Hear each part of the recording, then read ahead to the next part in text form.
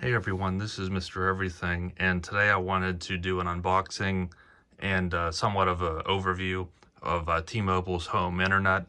This is something I've been waiting years for.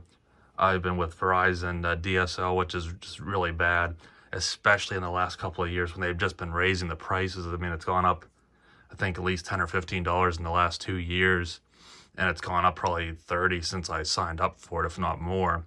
And of course, the speeds don't get any better. Everything on the internet requires more bandwidth, so I had to go with this and give it a shot. And I'm not like super good at networking. It's not my uh, preferred, part of computing or anything. But I think I know enough about computers that this shouldn't be completely foreign to me. So maybe I can help some people out with this. I'll probably do a bit of a spiel at the beginning, just again because most people probably don't know exactly what this is, why you need it. So I'll just put a timeline in the description for the rest of the video. One of the reasons I'm going with this is because my phone service, I've always used prepaid, and when I use Straight Talk, you can pick the different bands, and the best one for me was the T-Mobile, so that made me more of a T-Mobile fan. I've been using Mint Mobile on my phone for several years now. They use the T-Mobile towers. I get good reception here. This is all 4G, and now in the past year or so, we've had mostly 5G and through T-Mobile, but my area was never approved for this home internet gateway. And I guess maybe they didn't have 5G like specifically where I'm at. I had signed up in 2019, I think like December or January 2020, and never got an update or anything. So unfortunately, it took 2 years.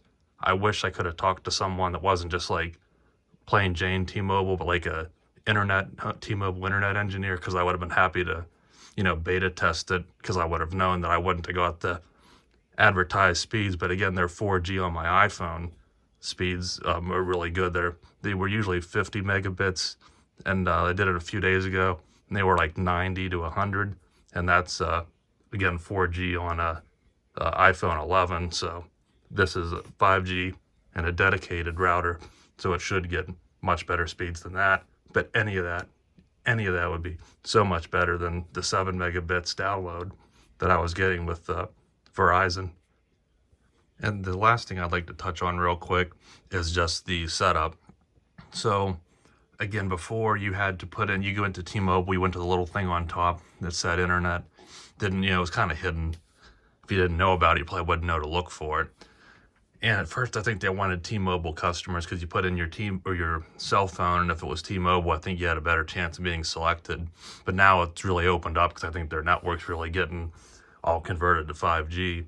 So now you still have to put in your internet or your phone number and your home address to check availability, and it'll show your address from a satellite view, and then I guess they just compare that to their coverage map. And obviously, the further we go in the future, I'm sure most everyone will probably start getting approved for it because it'll be eligible in their area. The only thing I didn't like is once you put in your name and email, as far as I know, it's not cut and dry. You can't just automate it, just type it in and set up a payment and an account. It told me that I had to call or chat with someone, and I went with the chat because that's just easier. And actually, they were pretty nice. It was probably someone that was in the U.S. because they seemed to know exactly what I wanted, like it wasn't outsourced. So I mean, it was a good experience. They were about as quick as you would be just trying to fill out the form on your own. But I'm not sure if that's because they're still not fully implemented in the system, so they have to have someone on their end manually putting this stuff in, or if it's because it's not because I've always done prepaid. So this was different. You did have to give your social security and an ID number. So I did see some people were complaining about that. I'm not sure if there's a way to get around that. They said they had to do a credit check, and that's pretty standard to have to at least give your social for anything involving, credit. So again, for me, that would be a new experience because anytime I would just get like Mint Mobile, you signed up online, Straight Talk, you can just get the card at Walmart or anywhere, and then you just make an account. So this being more of a postpaid kind of traditional style monthly utility, I'm new to that in terms of phones, so I don't know if that's how they all go, but that's how it went for me. And then they offer you 1 day or next day shipping, probably next business day. That's $12. I declined it because I know most things come pretty quick. I'm in PA. It said it shipped from Kentucky, but the label said Texas. But it came 2 days, so I ordered it Tuesday, and it came today on Thursday, so 2 days. So it was worth not paying for that extra shipping. But you can see here the Arcade VD21 Gateway Black. That would be the newer router. So that would be one way to know right off the bat which one you're getting. That's the newest one. There's some things, I don't think there's too many settings you can get into, but they say it's better with ventilation. So I'm not sure it's the newest one they offer. It's probably what most people, if not everyone's going to get now. There's still the old Nokia. And before that, they had that little white 4G box, which I actually liked because it had a battery backup. So I guess if your power went out for like a split second, it'd be nice. It wouldn't have to reboot. It'd probably just, although I think it did shut off the Wi-Fi, at least it would be like instantly reconnected as soon as the power came back on. But again, I just wanted to talk about that, and if you have any other questions, you can let me know. But I wanted to kind of just, because I'm sure this is something foreign to most people, especially if you're in an area where you don't have good internet or don't have internet. It's probably new and you have questions about it. So hopefully there's no personal information. Actually, I think there is. So the one side of the label actually does have your ICC ID or IMEI or whatever. You do get a phone number. I don't know how that works. If you could call this, there is a screen on it, so maybe you could send text to it. I'm not sure. I wouldn't even, that's not what you're getting it for, so I wouldn't worry about that. But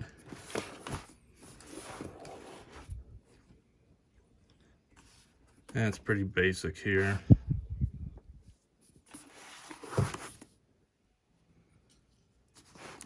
And now I've seen, because there's an app to download to set it up, and I think it's mandatory that you have to use the app to log in to set it up. I don't think you would have to use it after that, but it did make sense to have it just to monitor it. I'm not sure if you can just type in a browser to log into the router. I'm not sure about that yet. But I was looking at the app, the home internet app, and it has like terrible reviews. People saying it doesn't work, so I'm not sure if people just don't know what they're doing, which is what I'm thinking, or if it's that buggy. So I should be able to figure it out. If I can't, then there definitely is something wrong with it. So I may just go ahead and make a separate video showing the connectivity through the app and see if I can set it up. And if I do make that video, I'll link it. And if I don't, I'll leave a comment why if I can't get it set up. I'm not going to make a video of me trying to troubleshoot it, but I'm thinking it'll work.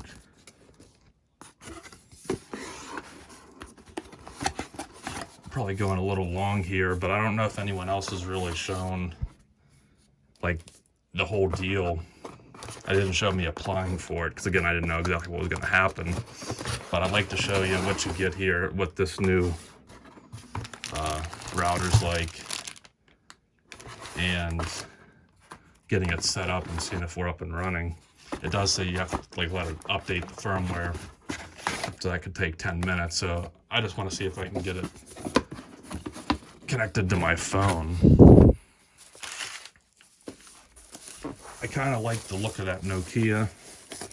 Kind of look like the Apple trash can Mac, but I would rather it work because I'm going to be, that's really why I think I'm a great person for this, because I do watch Sling and I'm used to 1080p with my crappy Verizon internet, so I'll probably start watching 4K now, but that's still not big. It's going to be, I have PS5 and new Xbox, and almost every game's like 100 gigs. Updates can be 20 gigs, and I hate having to wait days for something to download. And if that's small a bandwidth, you can't even do anything else because it's hogging up all the bandwidth. So I'm really interested to see if this can keep up with some big file size downloads.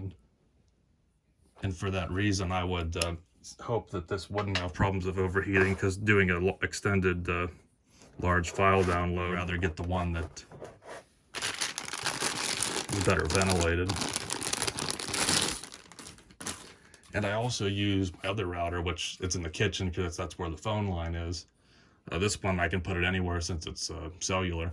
I was using an Apple airport mesh system to go from the kitchen to in my room where I keep most of my stuff. And then the extreme covers the living room and everything else. But I might try that even though there's not a bridge mode, just hooking it up and seeing what happens as a test. You got some decent length on this cord. I'd say it's about a 6-foot cord, looks to be about my wingspan, Type-C, so I like that.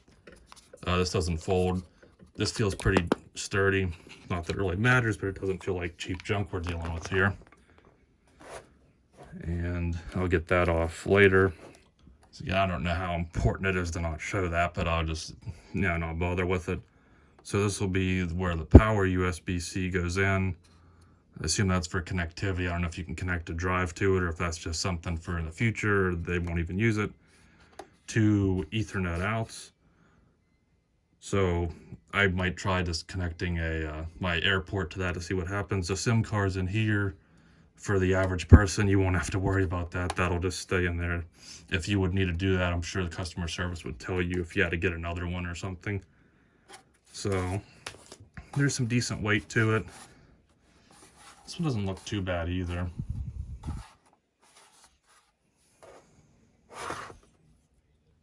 So I've just gone ahead and plugged it in. And I think here at some point I'll end the video and then try and do a setup separately, see if that goes smoothly or not, or if it won't be something worth putting into a video if it's just all drug out and I have to just show little clips of it. But yeah, for $50 a month, I set up the auto pay. I think at least I'm going to try it. I'm not going to get rid of my Verizon probably at least for 6 months. Again, their internet's so bad, and we do have a cable, which is about the same price, but at least your speeds are way better. And with the DSL, you don't get that congestion that I don't know how that works, but with cable, I guess it's like a shared line, so if everyone's on, it can slow down. Now, I've heard the exact same thing with this, with deprioritization, but we're dealing with hundreds of megabits potentially, so if it goes down even to 50, I can care less because I'm used to 7. So to me, even if that's slow for some people, that won't bother me.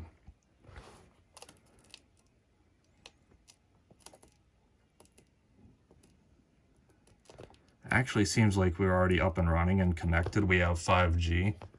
We have 3 bars, and again, I'm not even near, well, I'm in a room with the window, but I'm not near the window. I'm by my couch here.